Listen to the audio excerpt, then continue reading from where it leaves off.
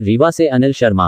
रीवा में 24 साल में नायक बन के उभरे कांग्रेस के महापौर अजय मिश्रा बाबा। लोकसभा चुनाव में कांग्रेस ने नहीं दी कोई जिम्मेदारी। रीवा के कांग्रेस के एक ऐसा नायक जो सब कुछ करके भी नहीं लेता क्रेडिट। कौन है वो नायक? रीवा में चुनाव जीतने के लिए सभी राजनीति करते हैं, लेकिन जो दूसरों को जिताने के लिए राजनीति करे वो असल में नायक कहलाता है। और सबसे बड़ी बात तो यह है कि वो सब कुछ करके भी कोई क्रेडिट नहीं लेता। बात करते हैं रीवा महापौर अजय मिश्रा बाबा की। जब प्रदेश में भाजपा की सरकार थी, महज कुछ सीटों के अंतर से कांग्रेस के महापौर बने और विपक्ष में बैठना पड़ा। भाजपा के कई नेताओं की राजनीतिक विरासत खतरे में पड़ गई। ऐसे में कांग्रेस का एक ऐसा नेता सामने आया जिसे संकट मोचक भी कहा जाता है।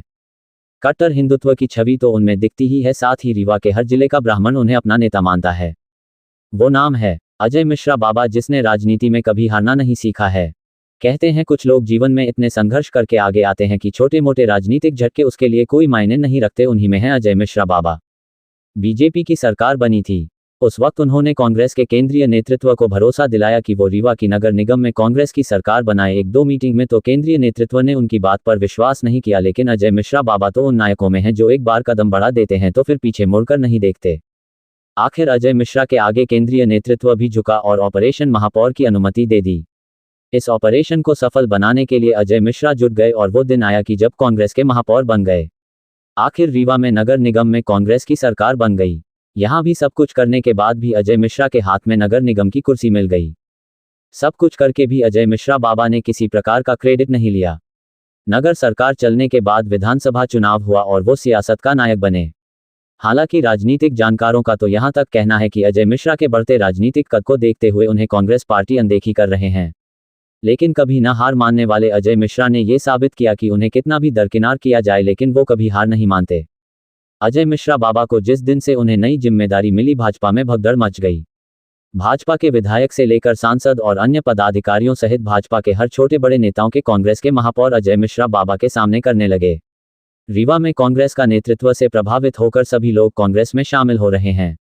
मतलब साफ है कि सब कुछ करके सारा श्रेय भी किसी दूसरे को कैसे दिया जाता है। ये बात अजय मिश्रा बाबा में देखने को मिली, इसीलिए लोग उन्हें राजनीति का नायक और चाणक्य कहते हैं। जनता ने अपने सेवक को चुना है। मैं आपको बता दूं, ये जो हार हुई है भारतीय जनता पार्टी की, भ्रष्टाचार, उनके सुनियोजित विकास और फर्जी बातों की हार हुई है। रीवा में कांग्रेस की जो जीत हुई है वो विकास करने की जीत हुई है। अब रीवा में हम रोड, नाली, पीने का पानी और जल निकासी की सारी व्यवस्था करके रीवा की जनता को सुरक्षित करेंगे। जिस तरह से देखा गया था कि आपको नायक के तौर पर इस्तेमाल किया गया था, अब इस पर कांग्रेस से किस रणनीति रहेगी आपकी? देखिए, हम लोग तो कांग्रेस पार्टी के कमिटेड लोग हैं और कांग्रेस पार्टी में 33 साल से लगातार पार्टी के साथ हैं। एनएसयूआई, युवक कांग्रेस, फिर शहर कांग्रेस कमेटी, पार्षद बने 3-3 बार। फिर पार्टी ने विश्वास करके टिकट दिया और पार्टी से ज़्यादा तो विश्वास कमलनाथ जी ने किया और उन्होंने टिकट दिया और जनता ने भरपूर आशीर्वाद दिया। जो हमारे कांग्रेस के साथी थे, हमारे पुराने पूर्व पार्षद थे, जो वर्तमान में हमारे पार्षद साथी थे, सब लोगों ने अच्छा से मेहनत किया। 23 साल बाद विषम परिस्थितियों में जब भाजपा की मध्य प्रदेश में सरकार थी, 8 विधायक थे, सांसद थे, मंत्री थे और शिवराज सिंह जी जैसे मुख्यमंत्री की 2-2 बार सभाएं हुई, रोड शो हुआ।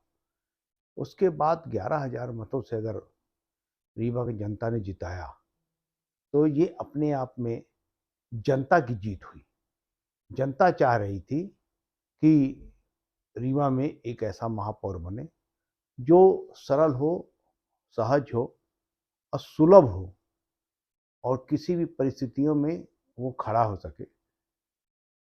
जिस तरह से देखा गया कि विधानसभा में हमने बहुत मेहनत करी, लेकिन इस बार लोकसभा में आप कहीं मनभेद, कहीं इस तरह का? ऐसा कुछ नहीं है।